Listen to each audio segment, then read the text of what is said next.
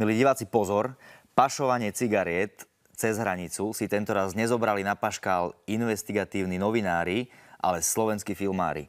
Už zajtra totiž do kín prichádza dráma z pašeráckeho prostredia s názvom Čiara, ktorú koprodukuje aj RTVS.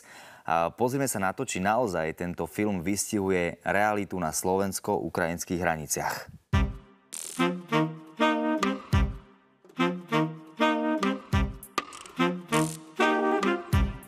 Na východe Slovenska spadol vrtuľník. Zrejme išlo o pašerákov. Vo Vyšnom Nemeckom odhalili pravdepodobne najväčší kontraband cigariet. 16 ľudí natlačených dodávke odhalila policajná kontrola. Naloženie tovaru pri Mukačeve, prechod cez Ubľu Berezný a odovzdávka pri prechode Jarovcekice. Mali sme začať skôr s tým. A teraz bez nás boli králi. Film Čiara hovorí o hraniciach vonkajších, ktoré oddeľujú krajiny a cez ktoré sa pašuje tovar, a o hraniciach vnútorných, ktoré máme v sebe, ktoré keď človek prekročí, tak už nie je cesty späť. Potrebujem voľnú cestu na E50-ke. Tovar. A skôže my nehádame. A ty nadejný.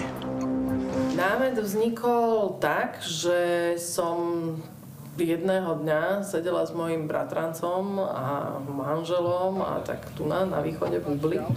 A tak sme popíjali a vlastne stretla som svoju rodinu, ktorú vlastne mám, veľká časť mojej rodiny pochádza z Uble, keďže moja mama je z Uble, takže každý v Ubli je môj bratranec alebo sesternica. My rozprávali všelijaké také tie pašerácké historky a ja som si vlastne uvedomila zrazu, že to je úžasná téma.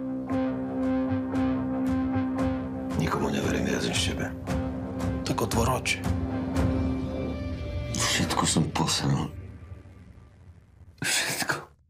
Na Slovensko sa minimálne rok nelegálne a vo veľkom pašovali cigarety z Ukrajiny. Páchatelia si zvolili naozaj unikátny spôsob. Vyhlbili 700 metrov dlhý tunel. Pašovanie je fenomén, o ktorom všetci veľmi dobre vedia, ale zároveň sa o ňom málo rozpráva, nepadajú konkrétne mená. Aj keď si vezmeme, keď sú zachytí na hranici, nikdy to nekončí u veľkých rýb. Stále sú zachytení len tí malí posličkovia.